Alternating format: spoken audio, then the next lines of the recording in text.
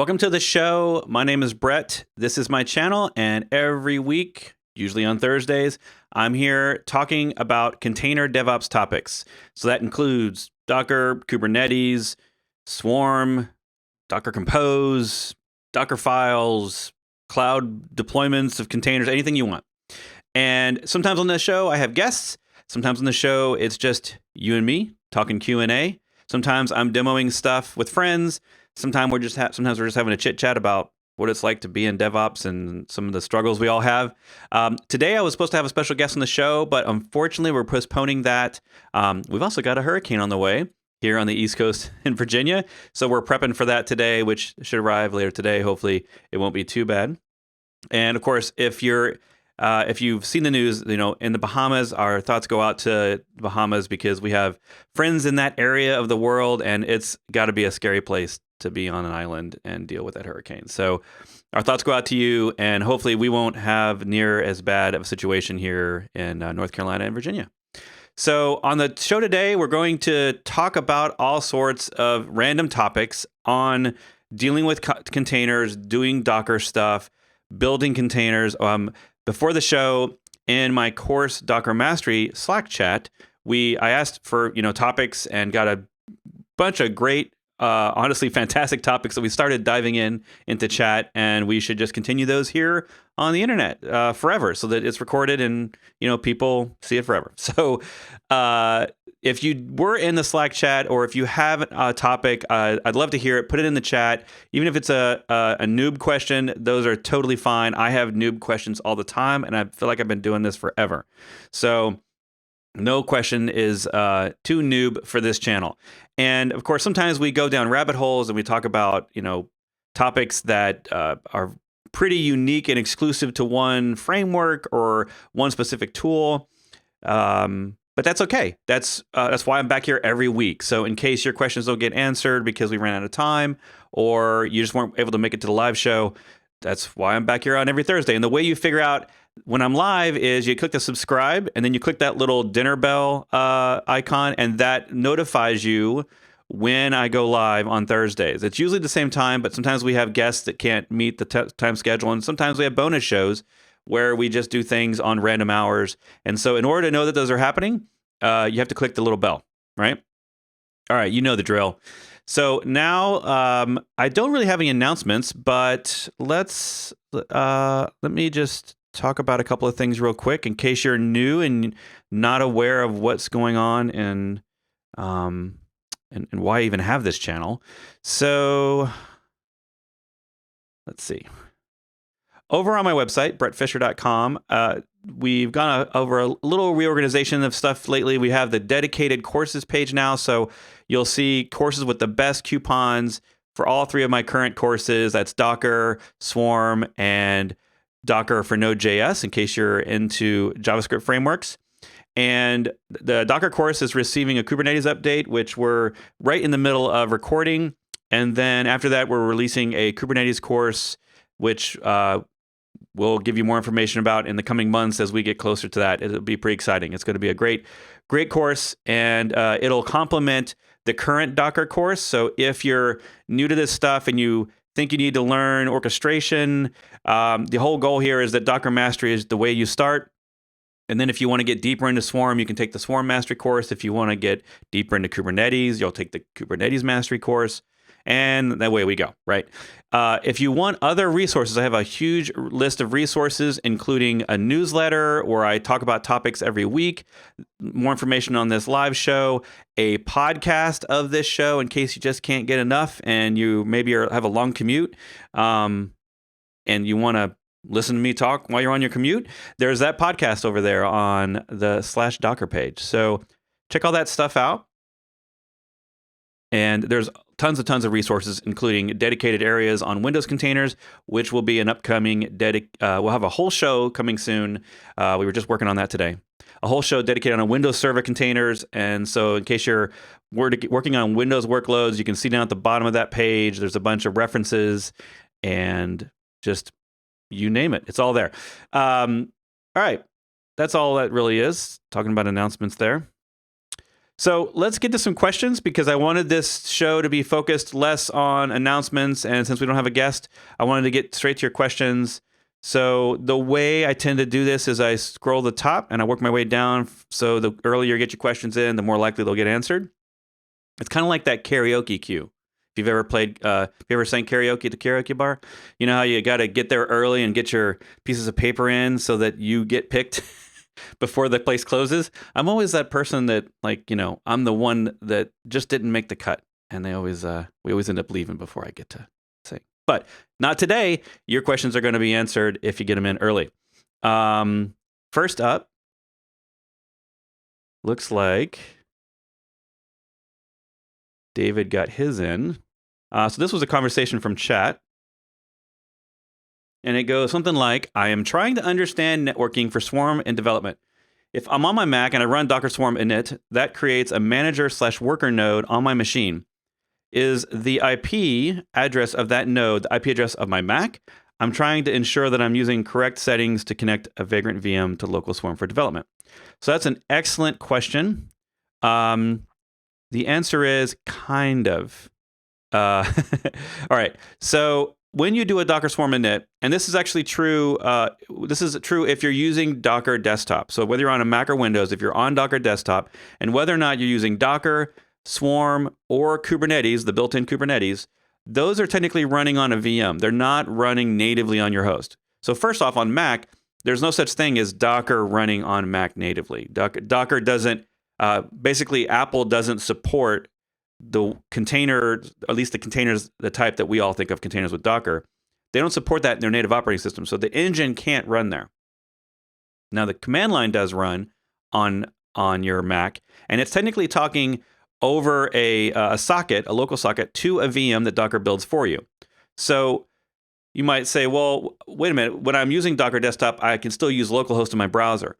That's due to something called VPN Kit, which is a library inside of Docker Desktop that basically binds the ports on your host to any published ports in your container. So whether you're using Docker with published ports or Swarm with published ports, or now Kubernetes with the load balancer or node port features of Kubernetes, those will work with your local machine. So basically, you can act like they're localhost, but it's not really running on localhost. It's basically almost proxying that port.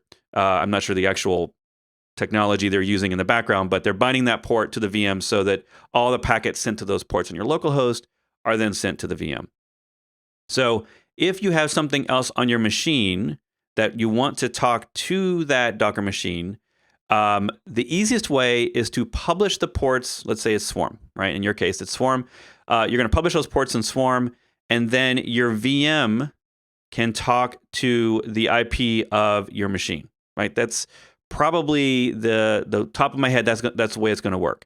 But the problem is that one, your IP on your machine is going to change, and you maybe don't you don't want to have to publish those ports. So the real trick there is that eventually you're going to want to get off of Vagrant. And so whatever you're running in Vagrant, that can run in containers too.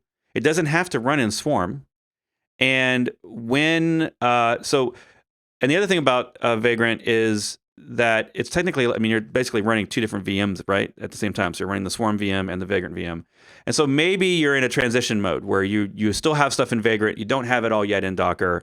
And so in Vagrant, and I'm trying to remember, I think Vagrant's IP addresses can't be localhost. So, because there is a method in a Docker container on your Docker desktop to access the host machine's IPs from in the container. So it basically is the opposite problem. Instead of going from your host machine into the containers using the local host, it's being in the containers, and then how do I get to the host machine? Like maybe I'm running, a database directly on my host OS. And that's using, someone's probably going to know this in chat faster than I am, but in the Docker documentation, there is a localhost DNS address that would allow you to do that. The problem is Vagrant, and at least in every way I've used it, doesn't work on the host IP of your Mac. It runs on its own IP. So, and of course, if anyone has dealt with this and come up with a more creative solution, please say so in chat. I'm going to look up.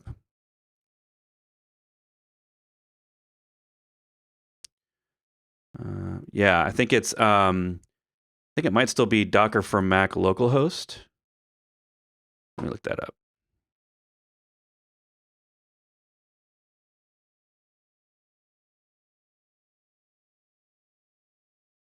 Or that they might have changed it so that it's not Docker for Mac. Yeah, it's Docker. It's host.docker internal. And I had to Google that.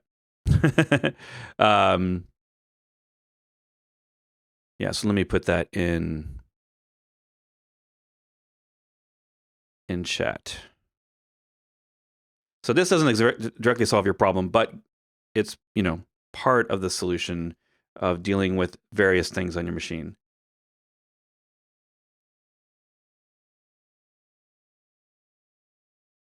Yes, host.docker.internal. They've changed it over the years. Oh, Michael Irwin's in there. Yep, you got it right before me. They've changed the name because it used to be a unique name for Mac and Windows, and they realized that was probably a bad idea if you're trying to run these things consistently across OSs. So they've changed it now to host.docker.internal. But that doesn't really solve your problem. Let's see if anyone else is talking about it. Yeah, I don't think anyone else has a solution yet. But I mean, if it was me, my goal would be to get those things out of Vagrant as soon as possible. Just because that's basically, if you're doing Vagrant and Docker, you're doing twice the work, right? So the goal is usually to move everything out of Vagrant into Docker if you can. Otherwise, you might also just have to create a second Vagrant machine, only have Docker running in there, and then you'll have to connect your local Docker CLI to the swarm in that machine. But then again, that gets really, you're doing a lot of work there, and it would probably be easier if it was all just running in containers. And you can run containers, for development locally that are just what I would consider not production quality containers, right? You can run a standard Ubuntu container and then apt-get all the software that you might necessarily have in Vagrant, right? Because your Vagrant machines might be doing a bunch of scripts to set up. And so do that and then run those in a container locally, just like it would be almost like a full machine there. And you can save that. You can do a Docker commit to save that container back to an image. We even had a discussion today about using Supervisor D. So you're using Supervisor D in a container. You can set that up, and then you can run a bunch of different things in the same container. That's not ideal for most production use cases. But for local development, when you're just trying to get things moving and you're trying to get off of an old solution like Vagrant, basically the idea is once you're using Docker locally, I've never seen a use for Vagrant after that. But like I'm guessing you're probably in a scenario where you can't migrate at all.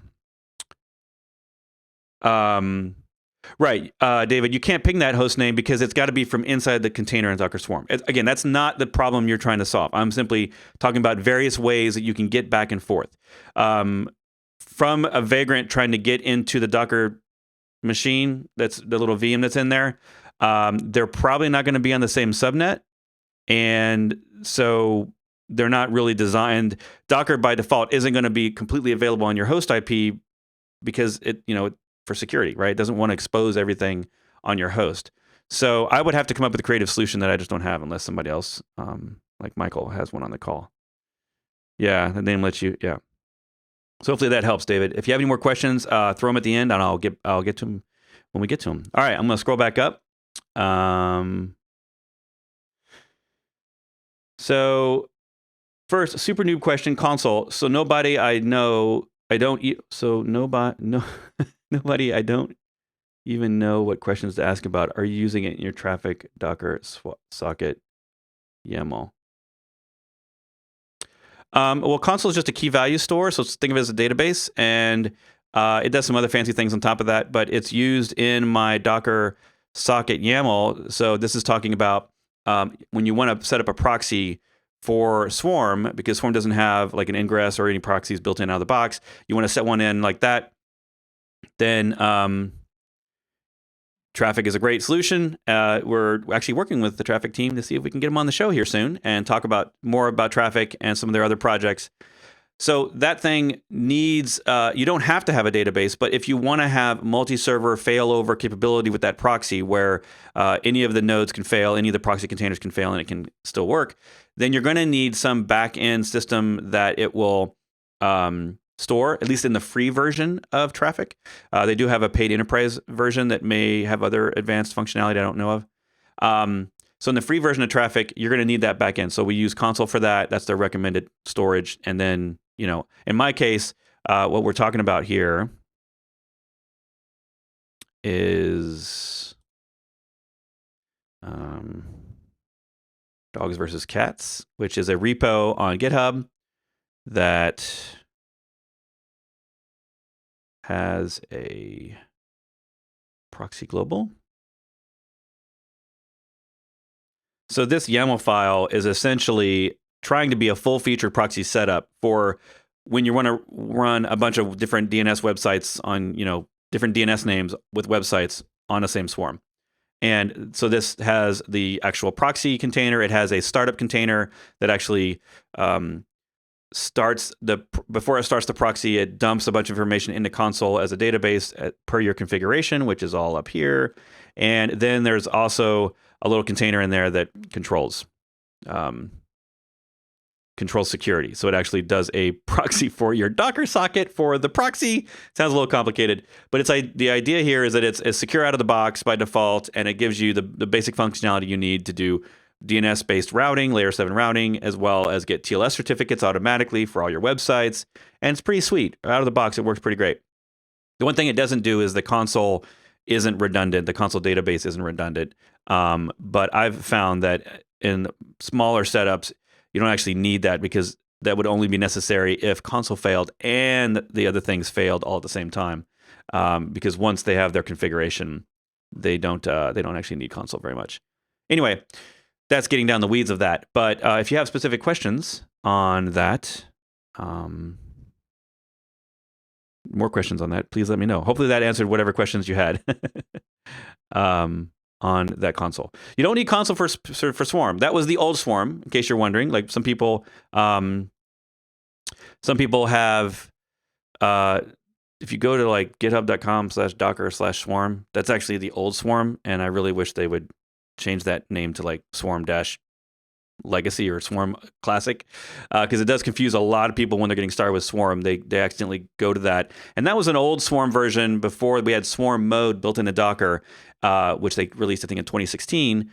And the old version required console or something else like etcd to store the Swarm config. Now, Swarm that's built into Docker, it's all built in. It's stored and replicated amongst the Swarm managers, and it's all a part of the same binary. So it's nice and easy. It tends to just work. You don't have to, worry about scaling or failover as long as you have at least 3 managers, and you just do that with a single command, right? Let's see, what's next? Could you talk about best practices for application logging inside containers, especially when working with Kubernetes or Swarm? So, well, first off, in containers, we expect your apps to use standard out and standard error in Linux to communicate their logs. So instead of them using maybe a special logging driver that logs to different files in different locations, and then you had like a built-in logging tool that was also running. You don't want to do all that in a container. Ideally, Docker and Kubernetes are, and really it's just about Docker. It's designed to manage your logs for you, and then using logging drivers, which is an option at the command line. So when you do a Docker run or a service create, or whatever you're doing there, that driver is outside of your container. So you don't necessarily need the frameworks and the tools that you're running in your containers to have their own log management solution. This is kind of one of the anti-patterns that we got into around the last decade was, it was really easy. Like in Node, you could just add Winston logging and, add up some custom things and then have different files in different places for all the specific types of logging you want to do. And that was great, but it doesn't really scale, and then it makes every one of your apps have to be configured differently because maybe you're not running all of the same frameworks and whatnot. So when Docker came out, they said, we're going to provide you essentially the tool that's going to get the logs out of your containers, which means your containers have to consistently do the same thing, which is, so something we can actually look at on Docker Hub. So if I go to Docker Hub over here, and let me go to, I think it's Nginx. Oops, it's _ Nginx. I type it enough that I just know the URL. So one of the things about Nginx is it by default wants to write to files in the hard drive. So inside the Docker file, you'll see this is an official image or official repo. So this is a way, if you have legacy apps that maybe can't change the way they're logging and they're just logging the files, this is the standard option that you should be putting into your Docker files. And what this is doing is this is creating symlinks of the locations where the app would normally log the files, right? And then redirecting that output to standard out, standard error. And so your error logs would go to stderr, and then your regular normal sort of info logs would go to std out. And then you tell Docker where to send those when you do Docker run or service create, stuff like that. All right. Now, in Kubernetes, we sometimes see something called a sidecar pattern, where with each container in a pod, you could possibly create another logging tool that goes in there. I try to stay away from that as much as I can, just because I'm trying to limit the complexity and the number of containers running in all the places. But in some cases, I mean, quite frankly, it's one of my jobs is to try to simplify the setup so that other people can manage it, and it's not such this, this huge thing. Was getting in a conversation today actually about service mesh and how we have this concept called sidecar, which means a container that runs by your other containers. And when you start doing certain things, you end up with so many of these sidecars for every one of your containers. It can really increase the complexity of your setup. So my goal is always to reduce complexity, and to do that, I try to create a logging setup that uses the Docker logging drivers built in. And if you actually just go to the command line and do a Docker info, one of the things that it puts out there is all the built-in logging drivers. And I'm betting whatever you need is there. Chances are it's one of those.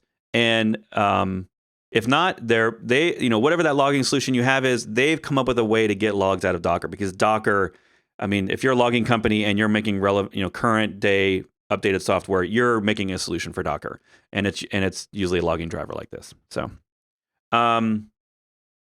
that's a great talk. All right. And a related question is just posted: how to back up container logs on Docker Swarm.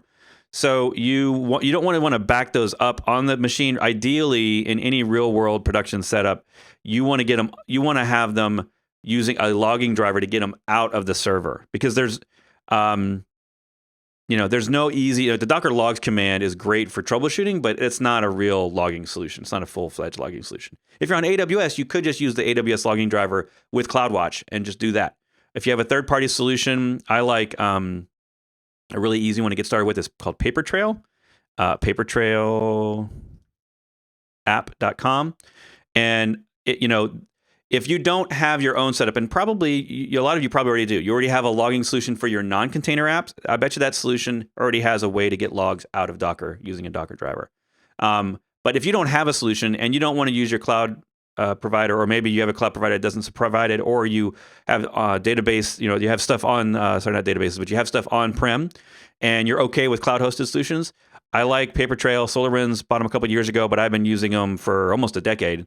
They used to be called, they were a Rails-specific thing way back when they got started a long time ago. But now it just works. And it's got a command line client, so you can search the logs from your command line if you're a CLI geek. It has a great GUI, and with real-time logs, you're seeing them stream, and it works great. And there's tons of other solutions out there, so I don't want to play favorites necessarily. Datadog does it. I don't know if Sysdig does it. There's Loggly. I mean, there's a ton of them, right? And then, of course, you're on Google, Amazon, Azure. Those all have their own solutions, and they all work with Docker. So your goal is to get the logs out of the machine and not have them sitting on the Docker machine, because really they're just stored by Docker. If you don't do anything by default, they're stored as JSON on the Docker machine, and they'll fill up the hard drive. So one of the lessons learned typically when you first go to production is, I need to limit in my my YAML files, I need to limit my logs in their size and basically have them roll over and do that thing. So you'll see actually in this console, not console, sorry, this this Nginx template I have here, I even set a little template, a YAML template at the top that allows me to set the logging size for each service I create to 1 meg max, so that I won't basically fill up the hard drive with logs, after 6 months of the servers just sitting there and slowly filling up over time. Because by default, the log limit is no limit. So if you do that and then you add it into each service, you can see this little nomenclature right there with the double less than. That tells the YAML file to spit out this part into every service right there. And so for each service, I have that template. And that's a YAML thing, not necessarily a Docker thing, but Docker does support the YAML templating, so it does that. And you can set that to whatever you want. You can see here, if I wanted to support a Guelph driver, which is one of the built-in Docker drivers, I would set it here and then specify the endpoint that I need to send my logging to. Maybe I'm using ELK, the Elasticsearch logging solution. And I can set that up here. And then for each service, it's going to shoot the logs over there instead of storing them on the local machine. All right, moving on. Just checking for any comments on that.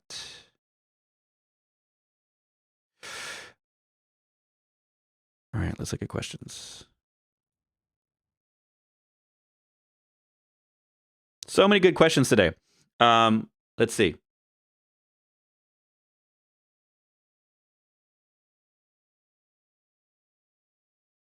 All right, Supervisor D plus unicorn. Or is it Goonicorn? Is the G silent? I never know. I never hear anyone pronounce it, so I call it Goonicorn. All right. So this is a scenario, and there's other scenarios like this, like maybe you'd want Nginx on every one of your Node apps. Maybe you need Nginx or Apache in front of PHP. In this case, this is Python's Goonicorn, and you need Nginx in front of it. So if you're doing Swarm, the way that I prefer to do this in Swarm is to bundle both things in the same container image. And I know that Docker preaches this as an anti-pattern, but in some cases, it's the simplest way to do it. And I use Supervisor D because it's nice and simple. You can actually see this setup. I believe I have it in here. Do I have a supervisor in here? I know I have it over here. I'm just going to go to...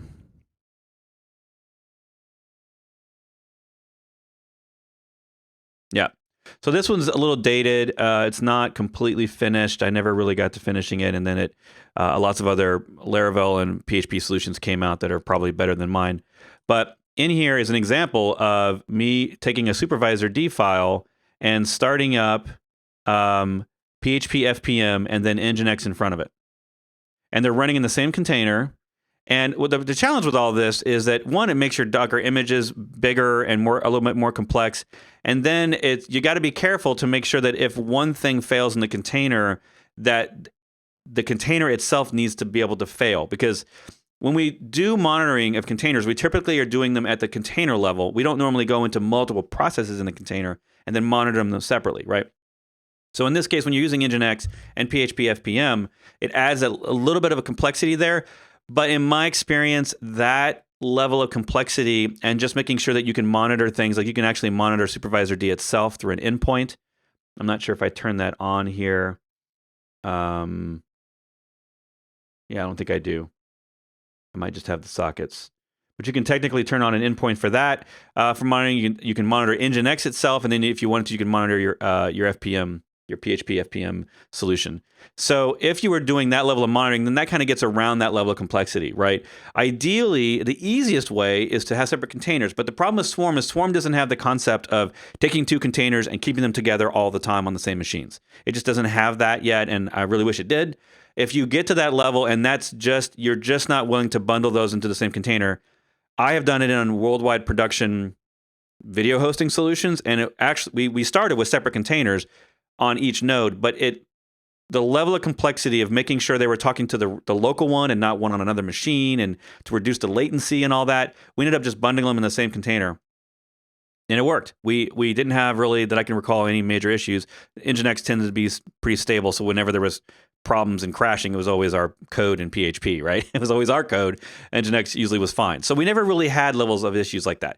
So, but with Kubernetes, you have the concept of pod, which is designed to solve this problem by ensuring that if you want to have multiple containers like Unicorn and Nginx, you can have those in the same YAML file that's a part of your pod spec, and they will always be together. And in fact, they can see each other through the local host. They get the same IP address. It has that layer of abstraction. Swarm tries to be simpler about it, but in being so simple, it unfortunately doesn't have an easy way to do that. So I just bundle them together.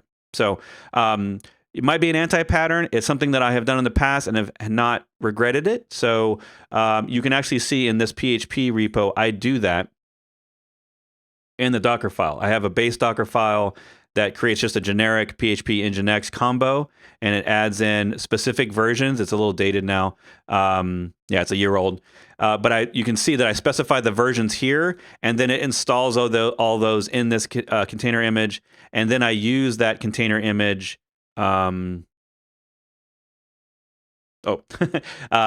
I create custom apps. So this would actually be the container image that takes that base and then copies the code in, the actual source code for that particular app, in case you have multiple PHP apps, right? And it does little things like setting up SSH, so I can do things like git clones, and if I need to do that in here. So that's a little bit of a setup. I don't yet do multi-stage there. I should just totally update this repo with multi-stage whenever I can find the time to do that. I would love a PR if you're someone who's in the PHP and you have a preferred setup and you want to take what I've got and turn it into a multi-stage setup that would probably reduce image size and make things easier. By all means, PRs are welcome. All right, next question. Traefik versus Nginx usability and security. So it depends. It's a consulting answer. It depends.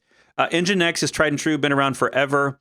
It's small, it's nimble. There's tons of documentation out there. There's tons of examples. And so, if I was doing something where, like for example, like we just talked about PHP or Unicorn, or maybe if I wanted to do Nginx with Node, which I don't normally do, but if you did, I mean, maybe do that, because that, there's config files that are pre-configured. You're doing it for a single use. If you need to actually host a website, Traefik doesn't do that. Traefik is a pure proxy. It's designed not necessarily exclusive to containers, but it was built during the container revolution, and it's a single binary. It uses Go, the same programming language that almost all the container tools now are built in. And so Traefik is purpose-built for container proxies. So it's designed to spin up quick, shut down quick. It's designed to go get your certificates automatically if you want it to from Let's Encrypt. So free certificates automatically. So it has a lot of these bundled problems that are specific to containers and orchestrators built into Traefik. Nginx, since it's a multi-purpose tool, it can do websites, it can do proxying with caching. I don't believe Traefik yet does caching. So if you, I like to set up my Nginx with PHP on the back end, and I like, instead of splitting out my assets and taking your static files and putting them into Nginx, I just put it all into PHP, and then I tell my Nginx to cache resources that are of type PNG or CSS, and cache it for however long it needs to. And I prefer to do that because I found it to be a simpler setup than trying to bifurcate my different assets in my different repos. So Nginx does that for me, but I don't believe Traefik does proxying. But when I can use Traefik, I will prefer Traefik because it has all these whiz-bang features like Let's Encrypt. And it's now their 2.0 that's almost ready for release is going to do some pretty cool stuff where it can proxy other types of connections, not just HTTP. So it gets to be similar to HA proxy, which can proxy Redis, and other types of technologies, not just HTTP. As far as I know, Nginx is specific to HTTP and HTTPS protocols. So, yeah. So anyway, I guess it's more about the features. Nginx, typically doesn't have as many monitoring endpoints as something like HA proxy. Nginx tends to limit that to your enterprise-only Nginx. You have to pay for it. Traefik, I don't really have a beat on comparison. The only reason I'm saying that is because I've had Nginx and HA proxy in production, and I could get more out of HA proxy free, all of the different data points and things I needed to monitor, active connections, stuff like that. I could get that out of HA proxy, and with Nginx, I needed to pay for the enterprise license. And I haven't gone back and done a true comparison of Traefik to Nginx, but that's something you might want to look out for on Nginx. But I use both, so I like both. Great question. Another question. You have two Traefik containers in dog versus cat. Answer dog. I like it. I see they do different things, but I'm not sure I'm grokking it. Okay, so if we're going back to that file real quick, let's just go back to that file. But this is a quick answer. On dog versus cat, so this proxy global setup, these Traefik init is designed. I should probably put a comment in here. What this one's for. This one is designed to set up the config for Traefik, and it's going to store that in console. So I'm telling it, hey, take all these switches at the command line. Isn't that cool, by the way? You don't have to provide it a config file. You can just do it all by editing the command and use -- notation for options. And I love that because it prevents me from having to deal with config maps or configs in Swarm. All right, so this is designed to set up this whole thing. This is the config, and then maybe if I wanted to do let's encrypt TLS, I could enable that stuff, and then it tells it to go in and store this information in console. And then this one is the actual proxy, and it knows to get its config from console. So that is the separation of powers there. One of the reasons that we do that is, so you'll notice that this one has host ports enabled so that it gets direct access to the NICs. It doesn't even use overlay for the 443 and the 80 coming in. It does host mode so that it gets better performance. And I also don't have that additional VIP routing going on there. And then this one's set in global mode where this Traefik init is not. It is only set up as just a standard single instance. And it's not, let's see, where else? This one is set up to Traefik console networks, right? And then this one has more networks in it. So different sets of privileges. It's really about a combination of following console guideline or Traefik guidelines for how to set up the console situation, and then also making sure we have separated out our concerns and stuff like that. So this one is actually designed to stop once it's configured the cluster. And then the one down here is running on every node and is providing the actual load balancing and proxying. So hope that helps. Good question. Just another question, just wondering if you would what you would recommend when building prod images in CI with regards to using -- pull and or -- no cache. Building images in CI. So when you use -- pull, I'm guessing you're talking about you're not doing Docker Compose. You're probably doing Docker build, right? I would probably use pull, but I would definitely not use no cache. You want the cache. The cache is a good thing. I rarely ever need no cache, and that's only for troubleshooting and debugging. Docker is really, really good at making sure that it will bust the cache, as we call it, if the files are changed, right? If they've been changed, it works. I rarely see any issues with this. So you're losing all the benefit of fast builds if you get rid of that. If you put in that no cache, sorry, it's a negative. It's a negative option. So you want the caching, and then let's just show everybody. So in case people aren't seeing what we're talking about here. So Docker build.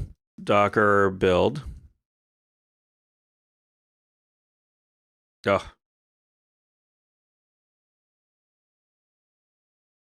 So there's an option that will disable caching using the local image store of each layer, disable the caching. So basically it has to rebuild it from scratch.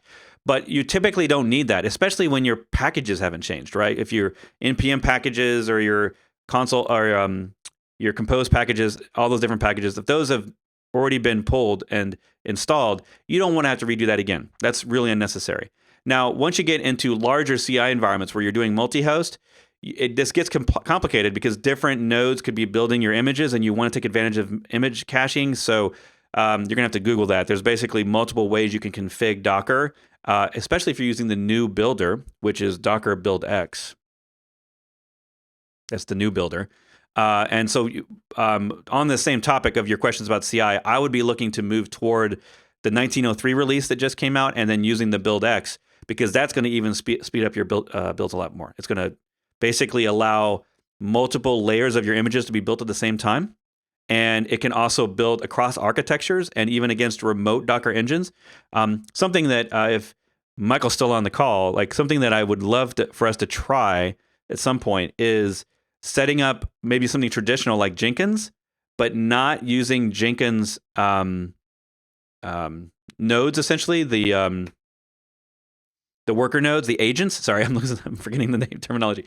The Jenkins agents. And instead of doing that, having Docker set up remote build agents and seeing if we can have a single node Jenkins setup that uses multiple other servers to do image building. Because at the end of the day, we're getting to the point where all we're doing is building images. Like our CI solutions are really just pulling code, building an image, and the image stages will do things like, doing your component testing and doing your integration testing with Docker Compose and stuff like that. So it runs a bunch of different commands, but they're nothing but Docker commands. And then it does a Docker push at the end to push them up to the registry if it's successful.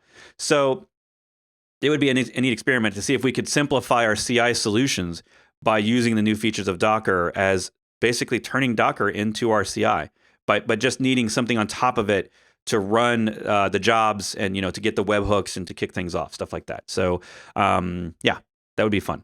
But going back to the other thing, pull.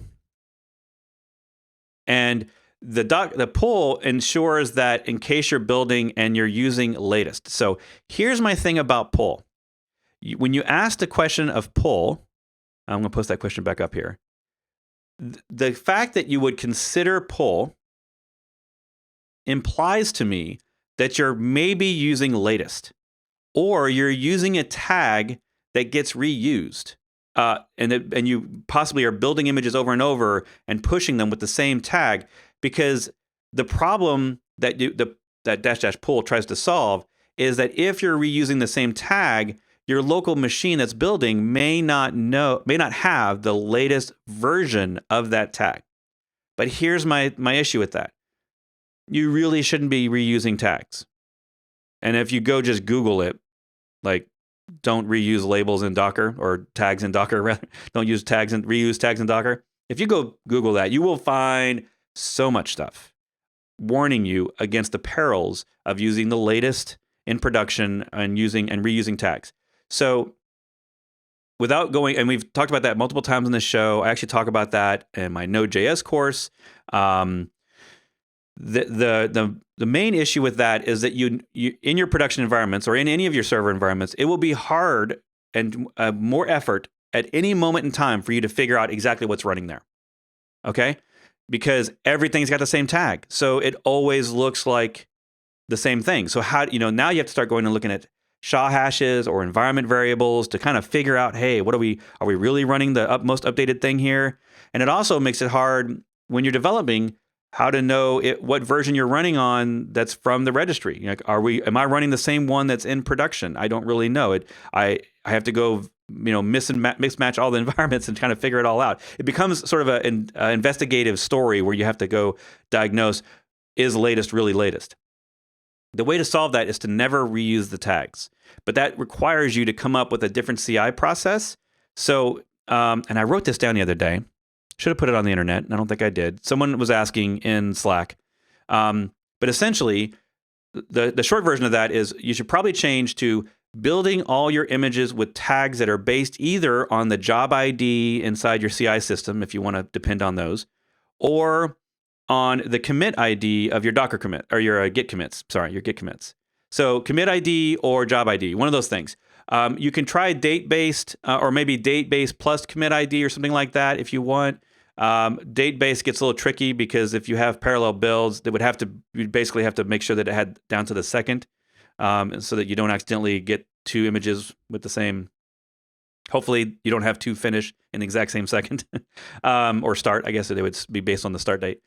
So you get those, and you get that unique ID, and then later, once they're successfully built and pushed for that ID, if for developer convenience and for troubleshooting convenience for local machine work only, you wanted to set up maybe something that's like a prod tag for whatever's in production or a staging tag for whatever's in staging. And so it would be a second tag, but not the tag that's used for production deployments and not the key tag that's used for troubleshooting and monitoring and all that. What you really want to be doing is let's say you're deploying a compose file into Swarm, you want to take those images and you want to take those tags and make them environment variables in your YAML. And then with your CI solution, it already knows the tag because it just made the tag and pushed it to the repo, right? It pushed it up to Docker Hub or whatever. And then you're going to take that and maybe you'll set it to, let's say it's going to be git commit based. So the git commit hash, that short one, is the tag that you're using, right? Hopefully those don't collide over time. They might eventually, but you do that. And then it pushes it because only when it successfully builds the image, it pushes it. And then next it says, well, now that I've pushed it, I'm going to deploy it to my service because maybe you have a staging environment where it's going to automatically deploy the latest release. So then it will take that, make it an environment variable, and then do the Docker Swarm, stack deploy, Docker stack deploy command, and that will pull in the environment variable for the tag of the image. That's how you automate that. So now your servers in production, or in this case staging, are never going to have to worry about pull. Your CI is never going to have to worry about pull because you're never using the latest. You're never really reusing tags, and so your servers in production will, and your logging in production, all those things will now be tracking that new tag based on ID, right? Next thing is it's going to, for convenience only, like, if you just wanted to run the latest thing on your local machine, or if you're a developer who says, I wonder if this, I'm having a problem with my development environment. I wonder if it's the same problem if I pull the latest what's in production, right? So instead of that developer saying, I got to go research what we just deployed, I got to go look at the CI solution and investigate my jobs, what you can do for convenience there is have your CI solution, only once it's successfully deployed to staging, it then gives another tag to that same image called staging or something, whatever the environment is called, and then pushes that up to get Docker Hub. But you've got to make sure you educate your team that is not a guaranteed tag to be used for any official purposes. It's basically a tag for convenience, so that if on my local machine I just want to compare production to staging, I can do a quick Docker compose that uses those tags and force a pull, and that way I know I'm running the staging and production versions without having to go analyze like my CI logging solution or my CI, my production monitoring or whatever, right? I don't have to go investigate. I can basically look at the image tags to know which ones are in staging, which ones are in production, but those aren't the same ones that are actually being used in production. I hope that makes sense. But that will get you at that point, you'll never have to use the -- pull in CI because you're not reusing tags. Hopefully that helps. All right. And Siri's talking to me. All right. Good question. I'm looking at live chat. That looks good. All right.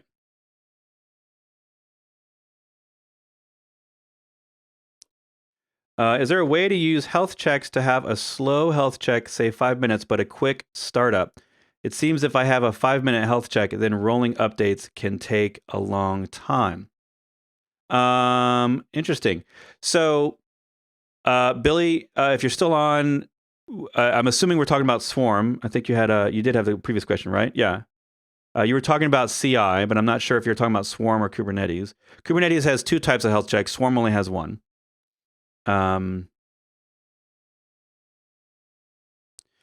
So health checks, the way to get health checks right are, in terms of startup, is that you have to make sure, basically, you probably want a health check more than every 5 minutes, right? So I'm not sure why you want a slow health check. Maybe your health checks are expensive in terms of CPU processing, so you don't want to overload your app, and that's fair. That makes sense. But it does mean, like, if your app crashes right after the last health check, it could be up to 5 minutes before your Docker even knows that there's a problem, right? So I wouldn't say necessarily you need 5 seconds, but maybe it's something like 30 seconds, which is the default. All right. So the trick there is that you can't change the health check timing, at least not in a single line command, right? You could always do an update later, but technically, let's see, I'm not sure if you change the health check in Swarm with an update command, if it will technically replace the containers.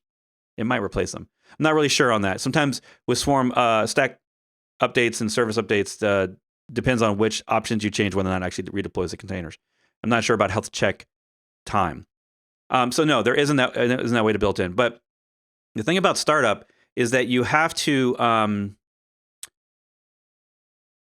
make sure. So Docker will basically, if the health check is failing on startup, that's fine, and there's a health check grace period, and all that grace period means is that if it fails, let's say the grace period is 30 seconds. If the health check is failing inside that 30 seconds, let's say I tell my health check to run every 5 seconds, my grace period is 30.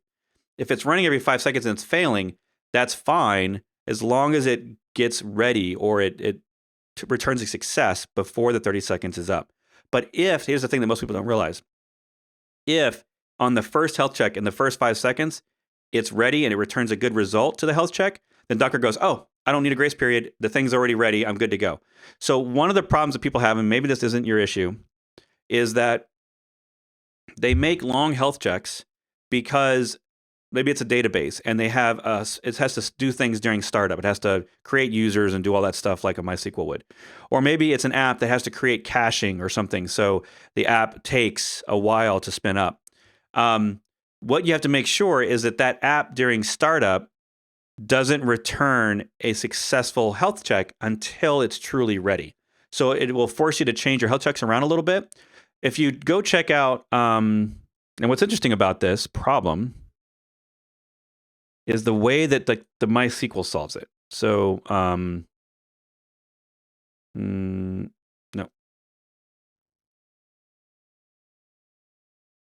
Because MySQL and Postgres both have startup scripts that can take a while. I mean, a while meaning more than a few seconds.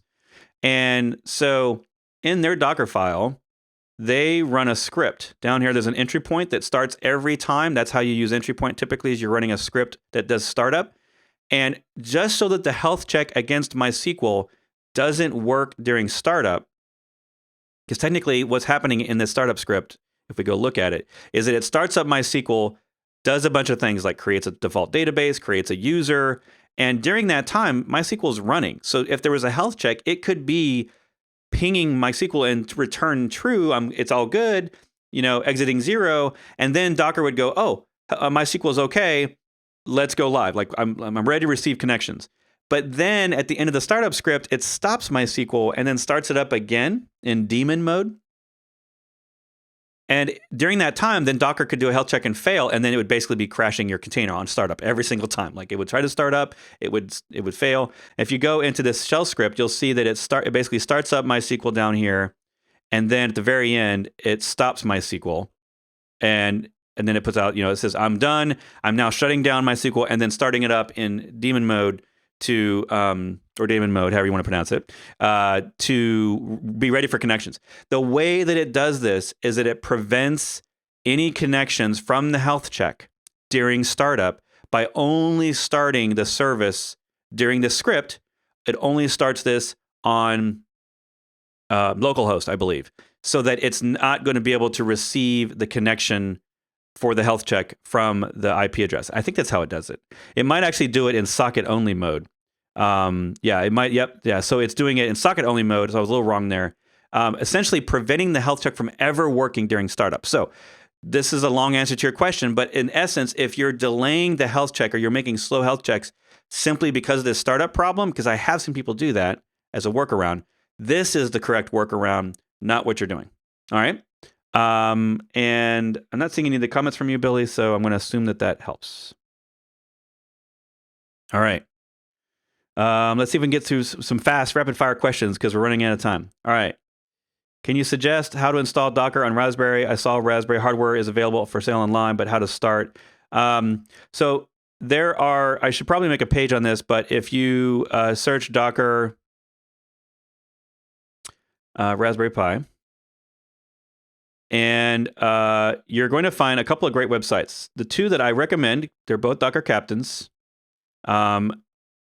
Is Hyper-Riot or Hyper-Riot, however you want to say it. They have a bunch of documentation on Docker, and they have a special image actually, or a special build of Docker. I think it's a build. Don't quote me on that. I just know they do Docker stuff, and I think originally they had special builds, but now I don't think they need to because they're our official ones. I'm not really sure on that. And then Alex's website, Alex Ellis, has tons of stuff about pies. So I would go to those two websites, and we'll get those links into the chat.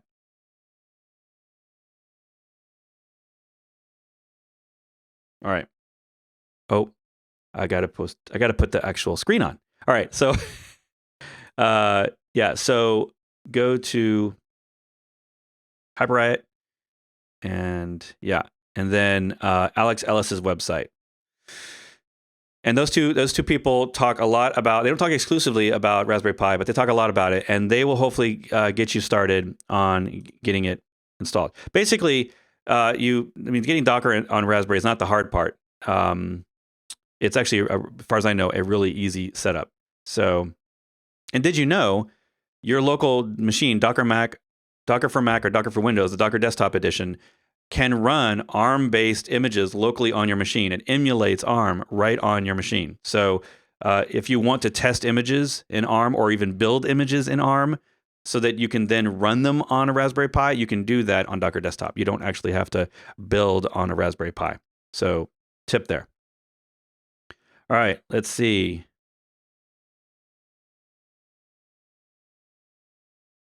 Yeah, so Billy, sorry I didn't read your last comment there. Yes. So if you want to do slow checks, in Swarm, there's only one health check. With Kubernetes, you can look, there's two health checks. One is basically, am I ready for connections? And one is, am I okay? And so you would probably want the am I okay to be more frequent, and then, or less frequent, and then the am I ready for connections to be more frequent. A lot of things that don't really matter if they're offline for a while, and checking them every 30 seconds or so is producing a greater load than the actual containers. Yeah. And that's a challenge. I mean, you probably at that point are going to want a less taxing health check, so that you don't have your health checks doing so much work. And then for true health, right? Because here's the thing. Docker is not a monitoring solution. The health check is not meant to replace a monitoring solution. It is just to simply say, is this container running? So if your health checks are too taxing to run every 10 or 15 or 20 or 30 seconds, let's say 30 seconds is the max. If it's going to be more than that, then I would probably recommend that your health check for Docker is simpler, less taxing. You find a different way to health check that won't require so much CPU use. And then your monitoring solution, your external monitoring solution, that's going to do the true integration monitoring, right? It's going to make sure that your app's talking to your database and your database is getting backed up and all those things. That solution will be the more taxing one that you can control. But Docker isn't meant to really do all that. It's just simply saying, hey, is the container running and is your app responding? If your app is having to check a ton of things, then that's probably not the right place for that health check. So hopefully that helps. All right.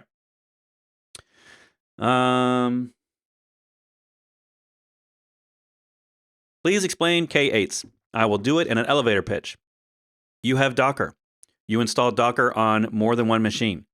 and you get tired of jumping around between all those different machines, and you need a way to basically have one command line that runs all the containers on all the machines from one place so that you can control it all like it's a big hive mind, like it's a Borg. That's container orchestration. And there are lots of flavors of container orchestration. Kubernetes is probably the most popular, especially on the internet. It's talked about the most. Another good one is Swarm.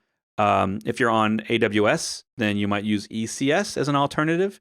But Kubernetes has lots of distributions. So unlike Swarm, which is made by Docker and given out by Docker, Kubernetes has what we call vanilla, which is the pure GitHub release that most people shouldn't run because it's hard to get right and hard to get secure.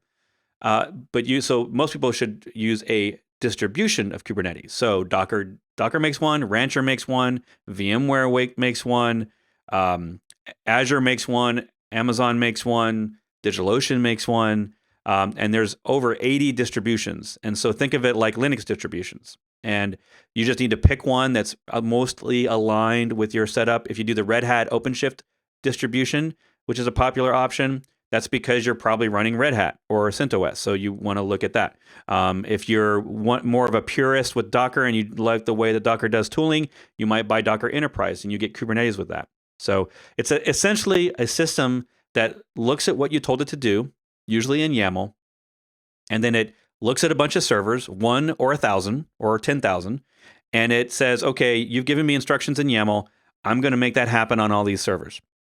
And it just runs the apps you told it to. And it makes decisions about keeping those up and health checks and all that for you. So it automates a lot of that. It's basically just a decision-making engine. It looks at what you've asked it to do. It's a differencing algorithm. It looks at what you've asked it to do. It looks at production and says, do they match? If they don't match, I got work to do. I got to fix something. And it just does that constantly every second. That's basically what all the orchestrators do. And then the only difference between them all is the functionality and feature set of the flexibility that they have. And in general, Swarm is easier to use, but limited to the 20% of features that we all need. Kubernetes has all the a ton of the features, just there's more features all the time. It's growing in scope but it is more complicated and more resource intensive to run. So I generally tell people, try Swarm first, see if it works for you. If you can get by with the features that are in Swarm, great. You just saved yourself a ton of time. Do you need more features and functionality? Then you can't get it to work, and you're limited by Swarm, and you need more advanced functionality that you can get there, then go and look at Kubernetes. That's probably your best bet. Unless you're exclusive Amazon, and then you might consider ECS because that's been around a long time and is a pretty easy way to run containers without having to do Kubernetes. All right, good test. I did it in 60 seconds. So that's an elevator pitch. All right, scrolling through the questions. We're going to get the last few here. On the Vagrant question, if you want to do is talk from Vagrant to an app running on Swarm, you have to expose the port in Docker container, then you can connect using localhost. Interesting. So I didn't know that. So in Vagrant, no, I don't. That's a good question, Biker. If Vagrant does, maybe you're answering it more. I'm scrolling down. I didn't know that would work, but I'm going to keep scrolling. Is there some support for Apache Airflow on Docker Swarm the same way we have the Kubernetes operators? There's no such thing as operators in Swarm, so I don't know Apache Airflow. I don't know what it is. I might have and forgot. To author workflows. Most of these things that are extending or expanding the scope of Kubernetes, they're Kubernetes specific. You can't use them on any other orchestrators. They're focused on Kubernetes. Swarm, that's kind of the point of Swarm. If Swarm comes with, you have at least options for using proxies or any one of the proxies you want, but they're nothing special about them. They're just running as containers. It can use third-party storage, and you can use third-party monitoring and logging. But if you want to change the behavior of how Swarm works, then unless you want to make your own Swarm from their open source toolkits, then Swarm is not for you, right? If you want custom operators, if you want CRDs or custom resources, all these things that we have concepts for in Kubernetes, then Swarm is probably not for you. Swarm is meant to solve the 20% problem that most of us have. Like for example, there's currently no third-party service mesh for Swarm because it's you get DNS service mesh essentially. You don't really get service mesh. You get DNS service discovery out of the box with Swarm. If you want the advanced features that all these new service meshes are using, I don't know that anyone's got one to work yet with Swarm. Not that they couldn't, but a lot of these companies, they're just focused on Kubernetes because when people need that level of customization, they're probably already on Kubernetes to begin with. So, yeah. All right. How is Portainer different from Kubernetes? Well, Portainer is only a web GUI for Swarm. It manages Docker engines on different servers, and then manages Swarm if you have Docker Swarm installed. Kubernetes is basically an alternative to Swarm as a orchestrator, and has its own web GUI options that you would layer on top of it. You would add different web dashboards, and then there is a default one, the web dashboard, and then you can get third-party ones. So that would answer that question. See you, Michael. Thanks, Michael Irwin. Dr. Captain was on the chat for today. Let's see. Bam Bam asks, how is your KA's course going? Will you cover service mesh like Istio? I will. So Kubernetes course is still forthcoming. We're currently working on Docker Mastery updates to add some Kubernetes stuff to it.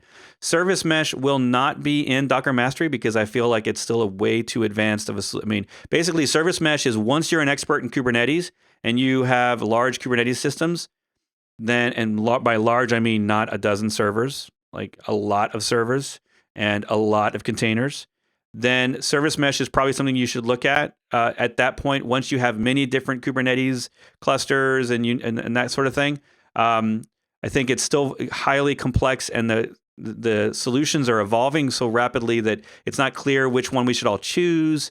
There's no like single leader in the space, so I don't plan on service mesh being a big topic in my Kubernetes course. I think honestly, it's going to have its own course, because it's going to need, you're going to have to talk about the different tools and how to integrate it with different setups. And then, like the new one that Meshery, is it Meshery? Containerous. Let me go look up the new one from.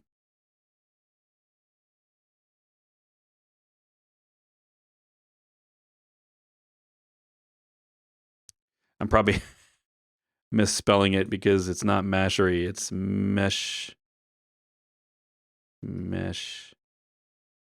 I don't even know how to pronounce it properly. I'm sure that it's on their website, so let me just go there real quick.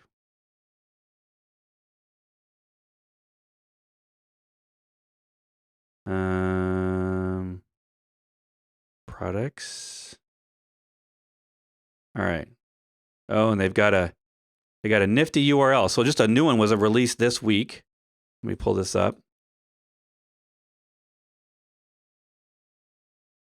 So an additional new service mesh option, and so I guess my whole point here is, I guess you say mesh.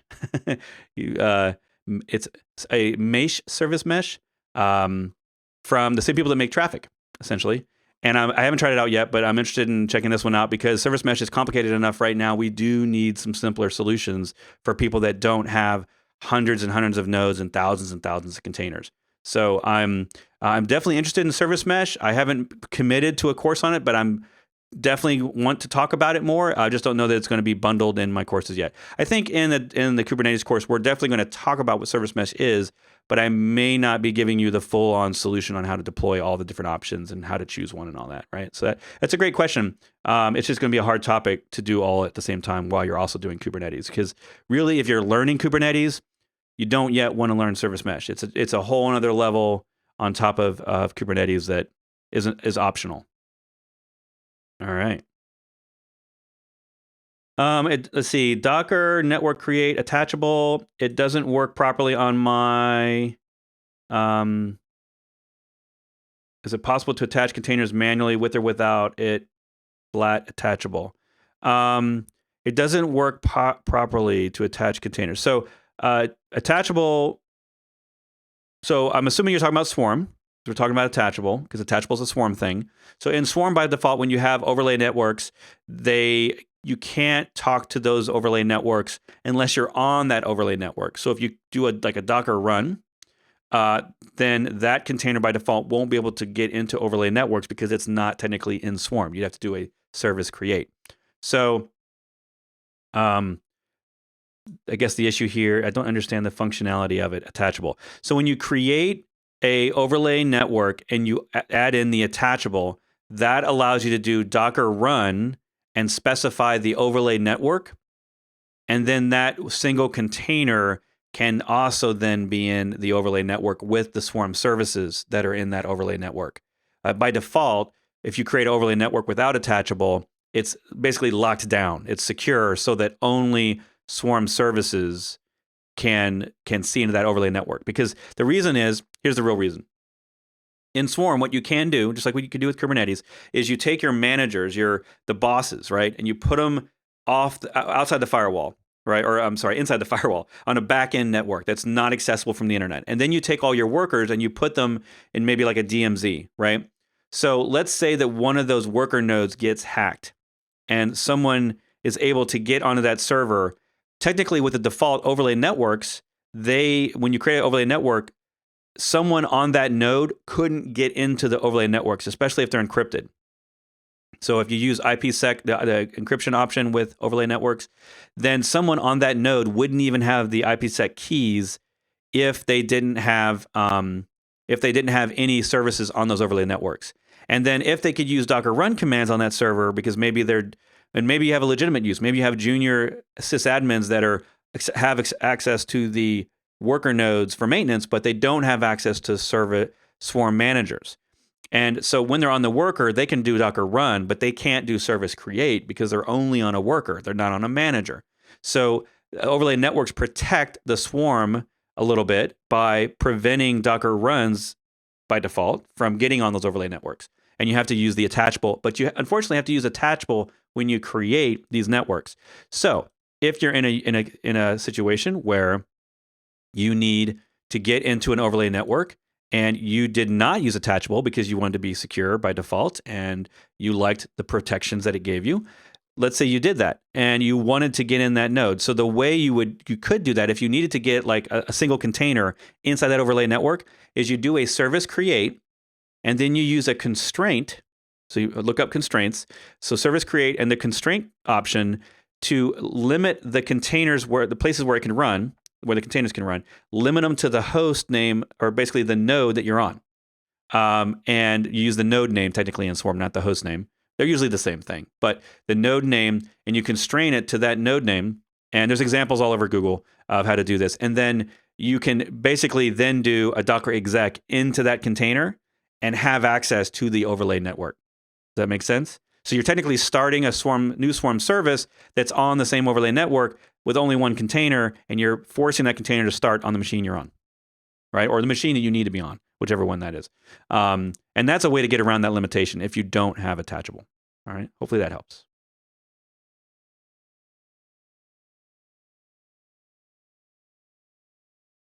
All right, where can we save usernames and passwords and client certificates in Docker? If you're just using Docker run, it does not have a secret store. So you would need to get an external one like Vault or AWS's solution. There is no Docker encrypted stuff. If you create a Swarm or you use Kubernetes and you set up Kubernetes with encryption, those two solutions have a secrets store that you would store that stuff in. All right. And so the orchestrators, that's one of the problems they try to solve, is allowing you to store your secrets in a centralized repository that's encrypted and protected so that only the nodes and the containers that need them can get them. But Docker, straight out of the box, does not do that. Good question. When a container starts, what is the default health check value? It seems to be either null or unhealthy because our app proxies refuse to display until after the first interval set healthy. Yeah, I think I talked about this earlier, Biker. So if you, let's see if, it takes that long. Yeah, if the interval is 30 seconds, right? Because it won't start the first health check until the interval as it starts the interval countdown when the container starts. And the thing is Swarm's virtual IP will not send connections to that container until the health check is healthy. Or and if you remember from my earlier conversation, that is related to the startup, the grace period. So look up grace period, because if you have a health check that's starting every 5 seconds or created every 5 seconds, but you want to give the container at least 30 seconds to start up, you can increase the grace period. And as long as the health checks are unhealthy in that first 30 seconds, Swarm won't try to recreate it, right? It won't crash it and say, oh, it's not healthy after the first 5 seconds. How dare you? I need to restart. So you got to get those all together to work. But yeah, if your problem is your containers are taking too long to start, I mean, if the container starts in 5 seconds and you have a 30-second health check and you're tired of waiting 30 seconds for them to start, then you essentially need to lower your health checks down. You need to have a health check that's more often. That's really the only way in Swarm to solve that. Yeah, here we go. As a good example, one example of a Docker tag. This is coming back, I think, to the CI/CD question. Yeah, one way example for Docker tags that make it easier to debug is branch, CI job, and then the git SHA. So yeah, that's super informative. And if you're automating this stuff with CI anyway, right? If you're using environment variables to have CI push to your even your production, but maybe just your staging environments, and you don't have to manually type these in all the time, then the length of it doesn't really matter, right? Like as long as it's automated. That's a great solution. Thank you. Yeah. Yeah, the build ID for Jenkins builds. And a lot of times this all depends, like these CI tags, there is no one size fits all. As long as it's uniquely identifiable and there's no chance of it sort of being repeated. If you keep your builds forever, technically like a build ID and if it's not a full SHA, technically, I guess these could all be reproduced accidentally over time. But if you had a build ID plus a commit ID, that's probably, I could see that would never happen. I don't have anyone that does the full SHA as the tag. That's probably unnecessary. But it's nice, and it's nice to put descriptive stuff in there to also help it. So I like these ideas of stuff like putting the branch name in there so that you can at least identify them a little bit. You don't have to go reference multiple places. Really, for me, the goal is people can go and look at the repo for the images and not then have to reference that and go look at the code repo and then also into the Jenkins logs and like try to correlate it all, right? It's nice in one place to have that information. And so I dig it when people come up with these. But to be honest, the team workflow is what really matters. If the team is so used to having the CI solution on some sort of status page where they can see all these and that's where they go by default and they don't even want to go look at the image repo, that's fine too. If that's the way the team works and you just want to try to fit this into their workflow, that's great. That's perfect because not changing their workflow when you don't have to is always going to make everybody more happy, right? Yeah, the more verbose way, yep. So that when you're debugging, you have more metadata. Yeah, exactly. So, yeah, I don't think either way is wrong. I think it really depends on your tooling and that stuff you have all set up. If you have a really good monitoring status panel that's showing you all these things already, that maybe is on the wall or maybe some web page that you can pull up really quick to see, what's in production, what's the git job? Sorry, what's the git repo?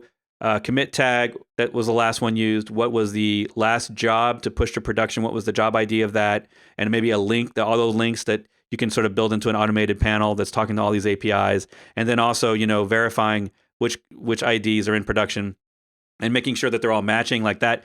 That would probably be a pretty cool web dashboard setup. That would be probably a custom solution.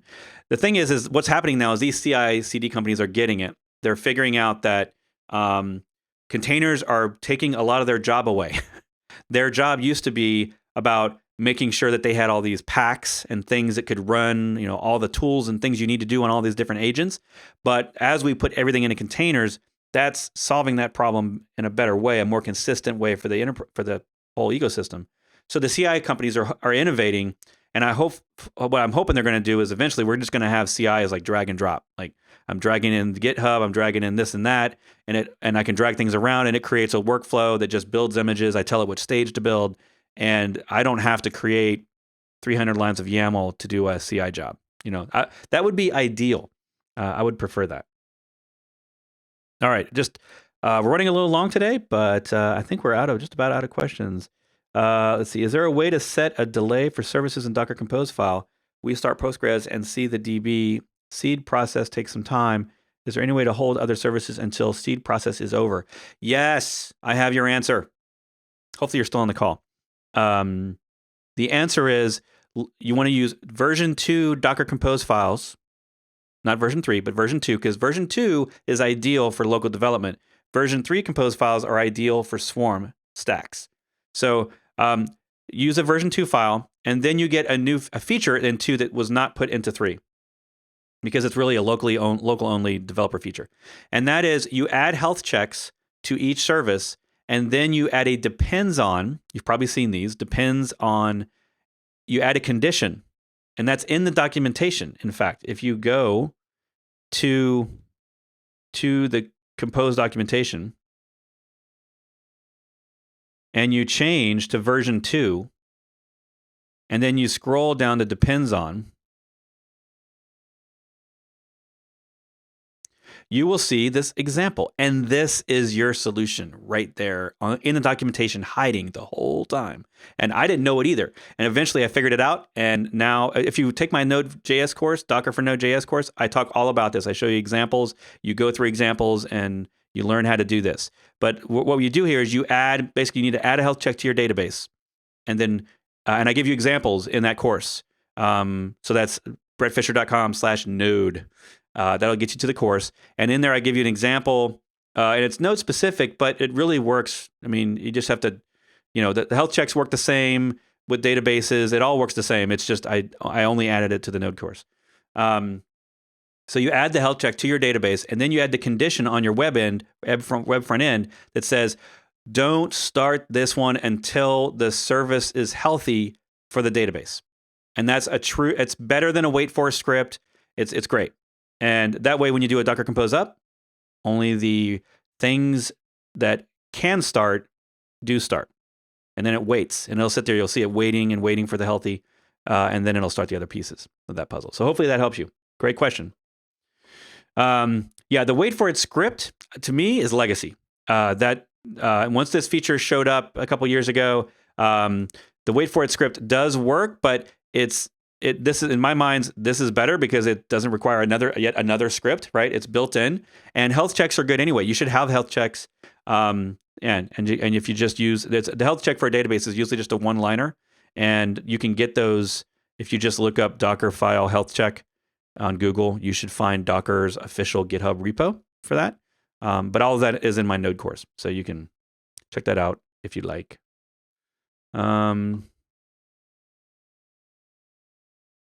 RabbitMQ is the best option for message, or we have to thing any other solution when message lots of queue Docker request processing. This is not really a Docker question, because message queuing is not a container specific thing, right? It's regardless of your architecture or whether you're using Docker or not. Message queuing is message queuing. So I'm not going to give you an opinion on message queuing because it doesn't really matter. Docker runs them all. So it's not going to run one different than the other. Basically, Docker runs things natively on the host. So they're not going to perform differently. They're not going to act differently than they would if you weren't running them in containers. So not a bad question, but the answer is it don't matter. Do them all. Do whichever one you like. Thanks for the Kubernetes course, love. We're working hard every day on that. So we got a whole team involved this time, and it's going to be fun. It's going to be great. What kind of stuff can we do with the Docker socket? Well, the Docker socket is simply a way to talk to the Docker API, and it talks with HTTP. So you use that Docker sock to speak HTTP protocol to Docker, and you can do that through a file rather than having to bind a TCP port, which it works. So almost all the management tools, any management tool, technically Kubernetes is using the Docker socket. That's how Kubernetes runs things through Docker, on top of Docker. And if you're using Portainer or Swarm, they all use that socket. So, all right, well, that's it for the questions today, I think. Oh, one last question at the very end. just in before the bell. When I run Docker Compose test means I'm running test cases in multiple images. I have scripts running inside container. Okay. Yes, you should. You should totally do that. I'm not sure if that's a question, but I don't see any other questions, so I'm not sure if that's related.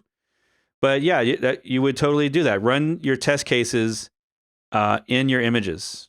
So I have my image builds run like npm test for node projects. I have that as a stage inside my Docker file. So every time I build my Docker file, if I want to, I run it through that stage, and it will do that. If test case fails, still Docker Compose returning exit 0. Yes, and the way you do that. So what we're talking about here, and this is a great topic that we should probably talk about next time because we're running out of time. But Docker Compose has an option for this. So when you're doing Docker Compose in development, you're usually using it just to spin up things and using it to run code, right? But when you're using it in CI, it's just there to build and test things. And so what you need to let's get the option here.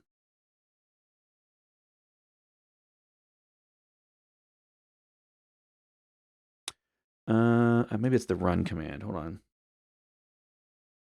Where the Docker build. Some of you probably know what I'm gonna talk about here.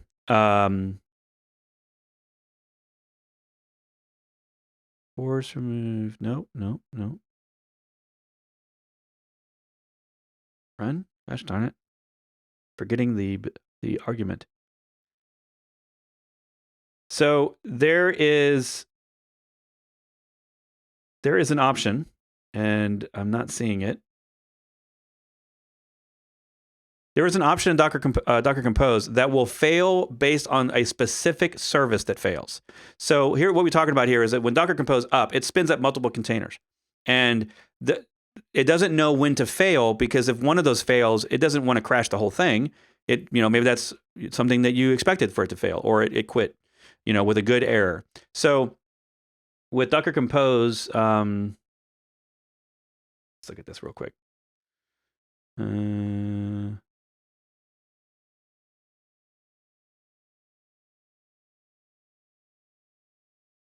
Why am I not seeing this one? All right, I'm going to go to Google. Docker Compose.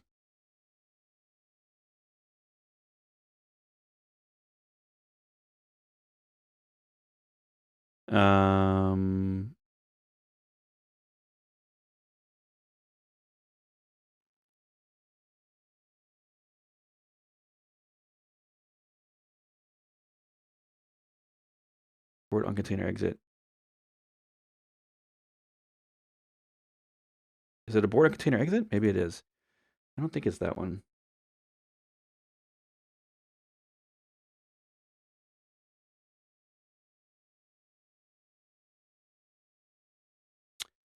All right, so there's this option.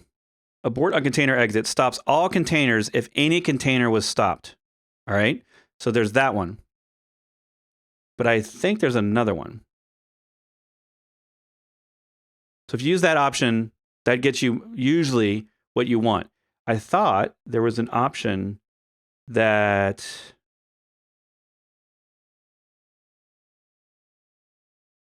would look at a specific container service. Here we go. Right here. So the exit code from, they were all on the first command and I missed it. Exit code from. So if you do these two together, when you do a Docker Compose up and it runs all the containers, and let's say one of them is running the tests. So this one will exit the whole thing once the first container has an error and exits with an error. And then the exit code from will cause, basically, it'll pass through. So whatever the exit code is from the container that you're testing, right? Because if you're caring about the actual testing of a specific container, you'll do that option when you do an up, and it will spit out, when Docker Compose exits, it'll spit out the exit code of that one container. So yeah, there you go. that is, those are the two options. And you want to use that in CI. Most of us, we won't realize that this is a problem that you want to always put in the CI until you start doing CI stuff and things fail, but Docker Compose keeps running, and that's a problem, right? You want it to actually quit. So check that out. Thanks for the questions. All right. So I will be back here next week, and we may or may not have a guest on the show, but you're going to have to be here to find out. And thanks so much for the questions. Again, sign up for my newsletter below. My podcast is below. You can get my courses in the links below with special coupons. And you can also see me if you're around Berlin. I'm going to be at the GoTo conference next month doing a workshop on Swarm versus Kubernetes. And you'll get to learn both of them in the same day, and we'll contrast and compare and talk about both. So hopefully you can make it there. And if you are already going, I will see you there. I know several of the students have already got tickets. I'm excited to see you. And I'll see you next week on YouTube Live.